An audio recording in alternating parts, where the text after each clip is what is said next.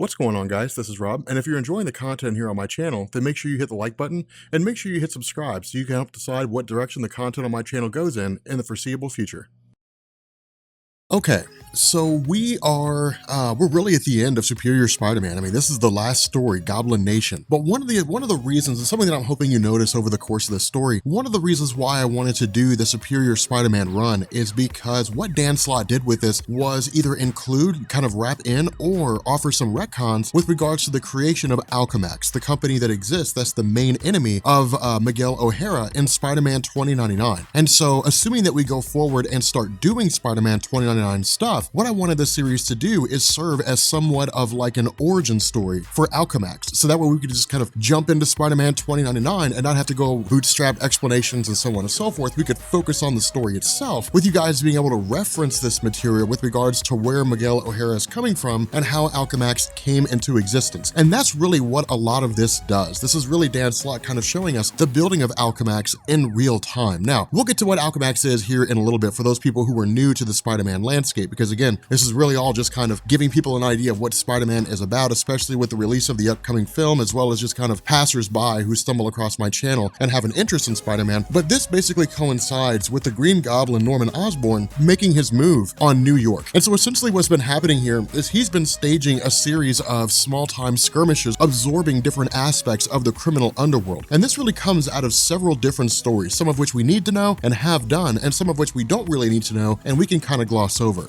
With regards to the stuff that we do need to know, it's pretty much everything we've covered in Superior Spider-Man so far. That Norman Osborn was basically working behind the scenes to make his triumphant return to conquer New York, that Carly Cooper, the former girlfriend of Peter Parker, had discovered that Dr. Octopus had swapped minds with Peter Parker and she kept it all recorded in a journal. But when she was kidnapped by the Green Goblin, once she was turned into a goblin using the formula, she basically handed the journal over to Norman, who in turn read it and discovered the fact that Peter Parker and Dr. Octopus had switched bodies. The other half of this is that in his attempt to basically streamline the role of being Spider-Man, Superior Spider-Man had essentially distributed all these different little spider robots around the city of New York, and on the whole, they worked. It would allow him to see everything that was going on. And so if there was a crime taking place like a mugging or something like that, he didn't need to intervene. All he had to do was just call the cops, and the cops would respond. It allowed him to be virtually everywhere at once. But if it was a massive event, if it was some great big huge calamity that required his attention, he could leave whatever it was that he was doing and go to that particular incident. The downside to this is that Norman Osborn effectively grabbed one of his bots, managed to hack into it using kind of a subroutine, and then in turn reprogram the robots so they would never recognize anybody with a goblin face. And so they would basically treat them as though they didn't exist. And what it did is it allowed Norman Osborn to execute the second part of his plan. And the second part of his plan was to basically build a goblin army. Now, this was composed of several different things. The first of which was really the role of a guy named Roderick Kingsley. Roderick Kingsley, as we talked about before, was the original Hobgoblin. He was designed to be the new goblin that Spider-Man would go against following the death of the Green Goblin. Now, of course, that's how he was written, but the Green Goblin was just so wildly popular, Marvel had to bring him back. And so the result was that we kind of got Hobgoblin and Green Goblin, and they both served different roles, but they were both relatively popular in the realm of Marvel Comics. But Roderick Kingsley, having long since more or less abandoned the role of the Hobgoblin, essentially started taking all these different identities that belonged to small-time villains and then franchising them out, giving them to different criminals, allowing criminals to operate as those, under those bad guys' identities, commit crimes, so that nobody would know that it was actually those criminals. So for example, Phil Urich. Phil Urich was operating as the Hobgoblin for most of this story. But because of the fact that the identity of the Hobgoblin is associated with Roderick Kingsley, Kingsley could remain in hiding, Phil Urich could be the Hobgoblin, and anybody who knew about the Hobgoblin would think that it was Roderick Kingsley and not Phil Urich. And so again, that's really how a lot of these identities, these villainous roles worked themselves out. At the same time, we also had the Hand, and that came out of a story called Shadowland. But essentially all that really dealt with was the idea that the Hand was being used by Kingpin to basically keep his thumb on the city of New York. The issue is that when Superior Spider-Man had basically invaded the Kingpin's base of operations, ran him out of New York, what was left of the Hand retreated to Norman Osborn and joined his goblin army. And so that's really how a lot of these things worked out. It was really just just grabbing all these different plot threads and just kind of bringing them into one cohesive story. And so the result here is that we basically pick up with Hobgoblin making his move. Now, this coincides with the idea that Superior Spider-Man is trying to figure out how in the world it was that Hobgoblin managed to circumvent his programming. If Green Goblin is back, if Norman Osborn is there in the city of New York and Superior Spider-Man's Spider-Bots did not pick up on his face, then the question is, why? And so this is when he basically goes and he visits a young kid by the name of Uatu Jackson. Now, Uatu Jackson was a member of Horizon Labs, and he was actually the person who had designed the facial recognition software of the Spider-Bots, who would in turn catalog criminals in order for Superior Spider-Man to use their identities later on. If they ever were to commit crimes, he would know who they were. Again, part of the whole streamlined process. Now, of course, Uatu's not a bad guy here. I mean, he's not a villain. What we end up finding out is that he had basically used a database with regards to information that was being sent out and so on and so forth, tapping into existing databases. What the Green Goblin did was basically hijack this frequency and then reprogram the facial software. So the facial software would never see goblins. It would never identify them, and it would never basically report back that a goblin had been spotted. And so again, this creates kind of a weird situation, because what this does is it basically leads to Superior Spider-Man using an underground tunnel system that was formed by the Green Goblin himself to allow his guys to move back and forth throughout the city without being detected, to eventually locate their base of operations.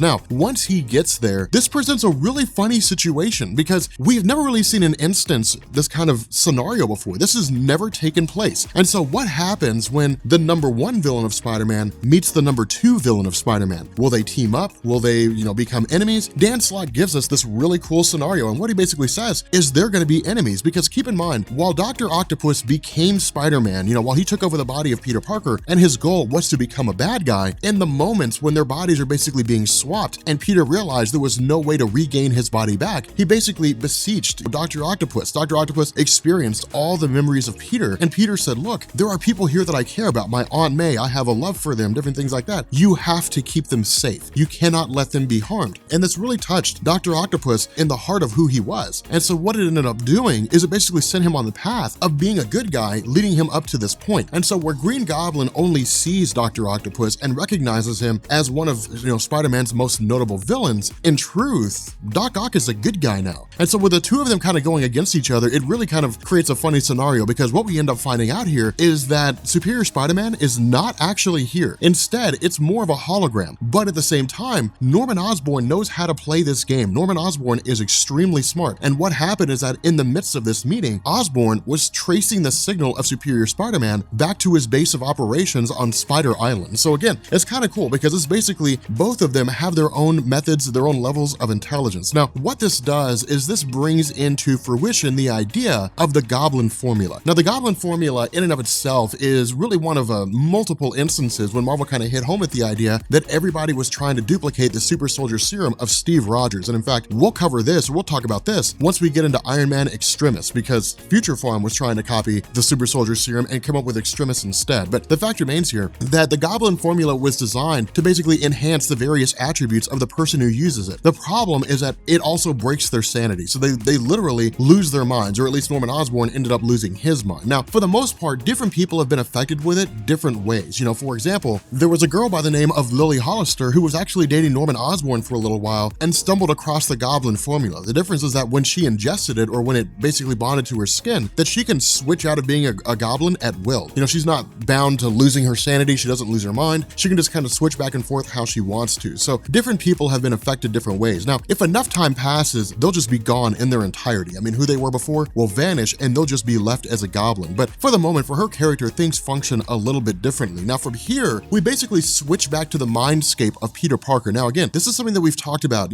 time and time again, just because of the fact that within the realm of Superior Spider-Man, Dr. Octopus had realized that the mind of Peter Parker was still there because of the fact that Peter Parker's consciousness was tied directly to his memories. And so where Doc Ock had basically purged the memories of Peter Parker, ideally, it had purged Peter Parker in his entirety. The issue with this is that when Doc Ock had basically recalled on memories of Peter in order to help him navigate Peter's life, that is to say, the memories of Peter's romance with Mary Jane Watson, or when Aunt May asks something that Dr. Octopus didn't know the answer to, and he researched the memories of Peter Parker in order to give her an answer, what it did is it basically made these memories a core part of Dr. Octopus. And so Peter Parker's consciousness remained alive. There's only about 30 memories that are there, but so long as any facet of Peter's memories are alive, his life force, his essence, are tied to those. And so because of the fact that Octopus referenced those memories, Peter Parker's essentially alive through him. The issue is that Doc Ock could still purge Peter in his entirety. And so what happened is Peter basically began jumping through Dr. Octopus's own memories. And what this was is it was Dan Slott essentially giving us a scenario where each guy learns about the other. Dr. Octopus learns about the life of Peter Parker by being Peter Parker. Peter Parker learns about the life of Dr. Octopus by jumping into his own memories. And what he sees is a mother who is extremely aggressive in terms of showing affection, which is to say she keeps him smothered, so on and so forth. He has a father who's extremely abusive. He's picked on by kids at school because he's socially awkward. You know, all this time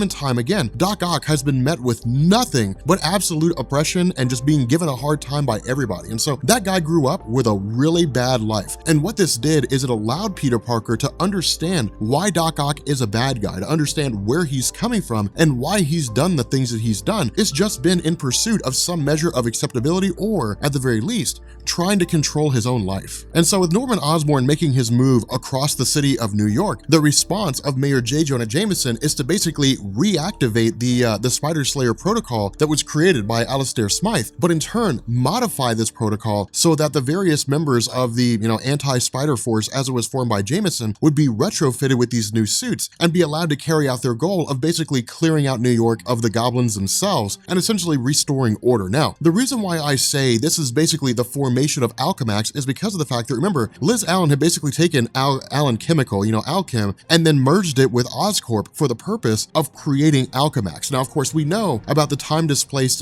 Spider-Man 2099. That was covered in the last video, or really the video before the last video. But what this is doing is basically saying, this is how Alchemax comes into existence. This is how Alchemax forms. It's basically a merger between Oscorp and Allen Chemical. Now, in terms of what role Norman Osborn has in this, we'll actually find out as we get further into this story. But the fact remains here that with regards to Peter Parker himself, with regards to Superior Spider-Man acting as Peter Parker, what this does is it really just kind of begins to show us the struggle that he saw in relation, or at least Peter saw in relation to Doc Ock, in the sense that when Doc Ock first became Dr. Octopus, when he underwent the experiment that basically bonded the tentacles to his body, he in turn saw himself as somebody who could finally get some respect, some guy who could finally be treated, as the genius that he knew he was. Now, of course, this is going to lead into the crushing experience of facing off against Peter Parker, and that's when things are really going to kind of go awry. But it's also going to be the reason why Doc Octopus hated Peter Parker so much, because he was essentially the one guy that just showed up and stood in his way, and he was a representation of a lot of the other issues that he had. But again, we'll cross that bridge when we get to it. The fact remains here that with regards to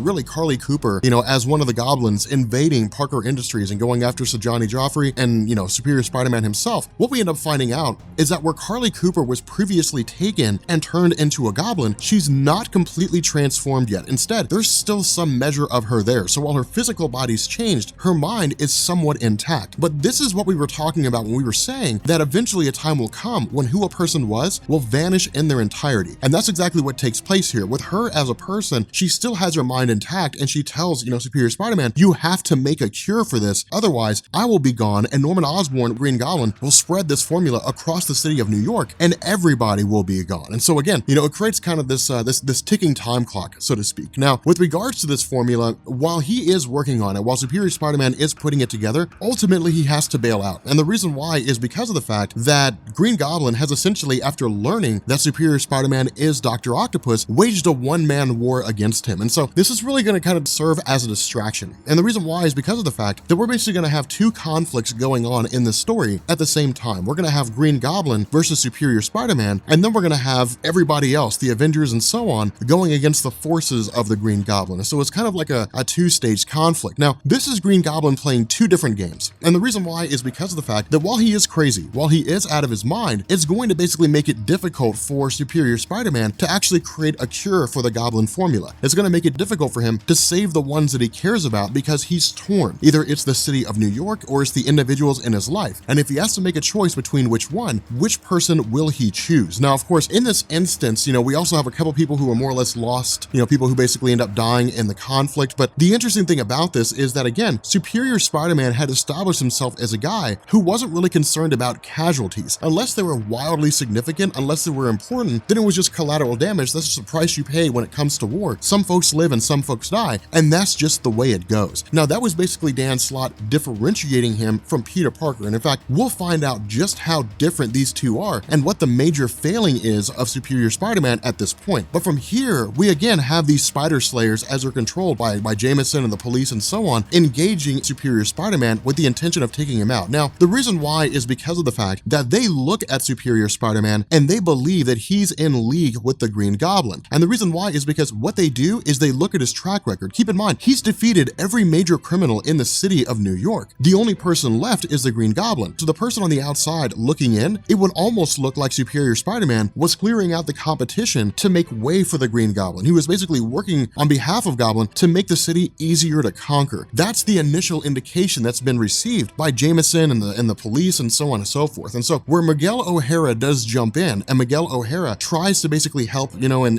again, really kind of allow Superior Spider-Man to stay captured for the purpose of gaining answers, ultimately, these robots are hijacked by Norman Osborn. And so again, what this shows us is that whether we knew it or not, Osborn is tied into Alchemax. He is involved in the creation of these robots and does have a back door in how to access them. And so again, switching back to the mindscape of Peter Parker, this entire scenario is really, really intriguing because when it shows us Peter directly, what it gives us are all these different conflicts with Dr. Octopus. And of course, what we end up finding out is that in the mind of Doc Ock, every time he was defeated by Peter Parker, it was yet another instance of his father saying, you're never going to be anything. It was another academic professor saying, you're dumb. It's another instance of kids who are basically saying, get out of here, you're not one of us, you're weird. It was all the different defeats that Doc Ock had faced over the course of his life manifested in the form of a singular guy named Spider-Man. And so because of that, the hatred that he had for Spider-Man just stretched the absolute limits, because it was like Spider-Man represented every instance in which Doc Ock had met some kind of a roadblock over the course of his life. And so with that in mind, we essentially have Peter Parker trying to find a way back to his own body. At the same time that all this is happening, again, one of the things that Dan Slott does that I really enjoyed is basically bringing in the Avengers, because on the surface with a story like this, where the whole of New York is being attacked, a lot of writers would not include ancillary teams. I mean, Bendis has done that on a multitude of occasions. They don't show the Avengers, they don't show anybody like that or any other superheroes. It's just this one guy. And we're somehow expected to believe that the entire city of New York is being attacked, and this one hero is the only one who knows about it, or the only one who cares enough to do anything about it. And so the cool thing about this is like Captain America, Iron Man, Thor, Black Widow, Wolverine, Spider-Woman, the new Avengers, they're all responding. They're all, you know, doing what they can to help keep New York safe. Now, the way they're depicted is within the charter of the Avengers themselves. The Avengers are a peacekeeping force. They'll fight if they have to, but with the city of New York right now, the one behind all this is the Green Goblin. And so their job is to take down whatever enemies are there, specifically the forces of the Green Goblin and these different, these different Spider Slayer robots that have been co-opted, and at the same time, try to save as many people as they can. So again, it's not wildly important. It's just kind of cool to see this a little bit of a story brought in, this little bit of the events included in this conflict. But the fact remains here that with Peter Parker navigating this mindscape and basically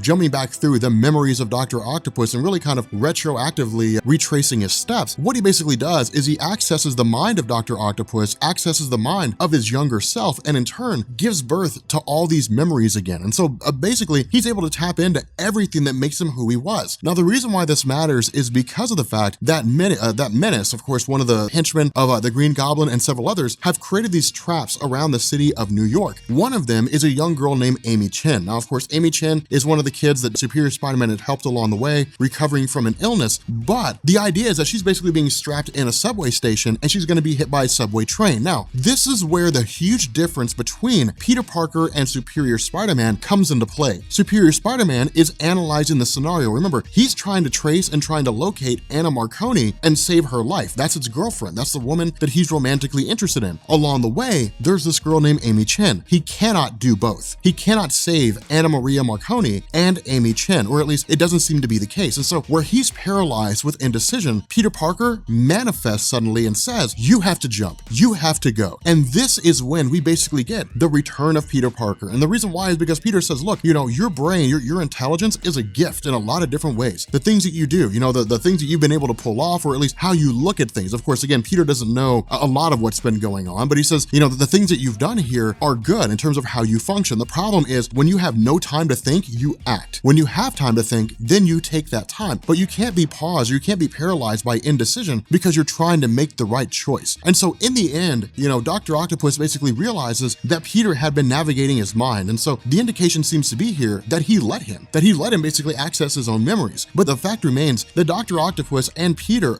essentially reconcile. Dr. Octopus says, look, the biggest issue that I had is that sure, I was arrogant, but it was because of the fact that I was trying to overcompensate. It's because of the fact that I knew I was not as smart as you are, but I wanted to pretend that I was. And so Peter Parker is really kind of speechless throughout this whole thing, is because it's Dr. Octopus spilling his guts out to Peter, basically saying, you are a better Spider-Man than I will ever be, because when it comes to self-sacrifice, you do it without a second thought, but I can't bring myself to do that. And so again, it's really kind of this cool thing, because it's like this journey, really in some ways, a journey of Peter Parker, in the sense that it's almost like, you don't know what you have until it's gone. And so it's like Dan Slott basically saying, okay, let's take Peter Parker as we know him out of the equation with Spider-Man. Let's put somebody else in his stead, and then let's see how these stories unfold. Once we get to the end, let's compare the two and see how they stack up against one another. And so ultimately, what Doc Ock basically does is travel back to Parker Industries. Of course, Peter Parker being totally surprised by the fact that there is a Parker Industries, but they travel back to the building, and Peter Parker regains his memories. He goes back to his normal self. And what we get is this amazing thing, because we have Peter Parker back to himself, back in his own body. He gets rid of the Superior Spider-Man suit. He puts on his Amazing Spider-Man suit, and he says, my turn. And it's so cool. It's one of the coolest things. I was reading this and I was like, oh my God, like Peter Parker's back. Amazing Spider-Man is back. And it's one of the coolest things to happen, because as soon as Peter Parker regains control of his own body, remember, he has no idea what's been going on with like Parker Industries, what's been going on with Horizon Labs. He has no idea what's been happening there. Instead, all he knows is that he's just back now. So, Carly Cooper being turned into a goblin, he didn't know about that. The launch of Parker Industries, so Johnny Joffrey and Anna Maria Marconi working for the company, he didn't know about that. So as soon as he shows up, he just starts getting screamed at by people. They're just like, why have you been gone all this time? And carrying on, because of the fact that, again, Superior Spider-Man had basically taken off. He had made Parker Industries and then vanished from the company for like a month. He had abandoned Miguel O'Hara to face off against all these different Spider Slayer robots. And then when he shows back up again, Miguel O'Hara kind of freaks out on him. Now, again, this is really kind of cool, because the two of them, of course, end up teaming up, and Peter Parker jumps back into the conflict alongside the rest of the Avengers, and really kind of making up for the things that Superior Spider-Man did, where Superior Spider-Man quit the Avengers, Peter Parker rejoins, different things like that. Now, of course, when we end up getting into the direct conflict between the Green Goblin, along the way, Peter Parker had basically been doing things like injecting Menace with the cure for the Goblin Formula, which basically turns her back into turns her back to normal again. They've been doing this almost every step of the way. But with the conflict between Peter and Norman Osborn, basically on the rooftop alongside Anna Maria Marconi, Green Goblin learns that Peter Parker's back because of the fact that Green Goblin makes a joke about how Green Goblin makes a joke about how he's going to destroy everything that Spider-Man loves. And Spider-Man says, well, the only thing that I'm left with is the dignity of knowing that I never carried a man purse. So despite the fact, with Spider-Man giving Green Goblin shit about his satchel, that's how he knows that Peter Parker's back. It's amazing. I absolutely love this part of the story. It's one of the coolest things. But again, it's really kind of refreshing to see Peter Parker back, because with his character, what it does is it creates urgency, and it creates struggle, and it creates strife, because Peter Parker saves everyone, right? Like, no one dies whenever it is that Peter Parker's around, if at all possible. With Superior Spider-Man, the storytelling had to be a little bit different, because he'll kill bad guys. We've seen that. He's just like, we're gonna kill him, and then we're gonna be done with it, and they won't come back. That's that. But when Peter Parker is in a scenario where he has to save Anna Maria Marconi, and he has to defeat the Green Goblin while going without letting Green Goblin die, basically saving his life, then it makes things difficult and it makes things hard. Now, in terms of the whole idea with Alchemax, we end up having this situation where we basically learn that Norman Osborn had his face changed. That what he did is he took on the name of a guy named Mason Banks, and he began operating as a de facto investor on behalf of Osborn Industries. And so because of that, I guess on Oscorp rather. And so because of that, what he did is he turned around and invested alongside Liz Allen, which in turn allowed for the merger of Oscorp and Alcorp to create Alchemax. And so again, this is really kind of a funny scenario, because what ends up happening here is Peter Parker basically turns the robots, these little goblin bots, against Mason Banks himself, which really just kind of leaves him incapacitated slightly, or enough that he's lost his goblin abilities because of the injection that Peter Parker gave him, basically curing him of the Goblin Formula. But in saving Anna Maria Marconi, he also saves plays, you know, Norman Osborn with a different face at the same time. And so again, what this does is kind of wrap things up, because Norman Osborn essentially escapes. He basically just kind of gets away, and that's really that, kind of takes off into the tunnels, and Dan Slott leaves it open-ended, you know, for Norman Osborn to come back later on down the line. But what we also end up having here is this notion that Anna Maria Marconi still doesn't know everything that's going on. She doesn't know that Dr. Octopus was in the body of Peter Parker. As far as she is aware, it's Peter Parker who's in love with her. And so what Dan Slott does is he kind of leaves this open and says there will be fallout, there will be consequences, there will be ramifications in the Amazing Spider-Man line of stories when things go back to normal, because what we're basically going to have is Peter Parker having to sit down and explain to the various members of the people in his life who he is and what exactly it was that was going on. So again, it's really kind of a cool bit of storytelling. It's really a pretty interesting tidbit of events that were taking place. But if you guys are new here to Comics Explained, make sure you guys hit the sub button to become part of the Rob Corps. If you guys enjoyed this video, make sure you drop a like, and yeah, I will catch you guys later. Peace.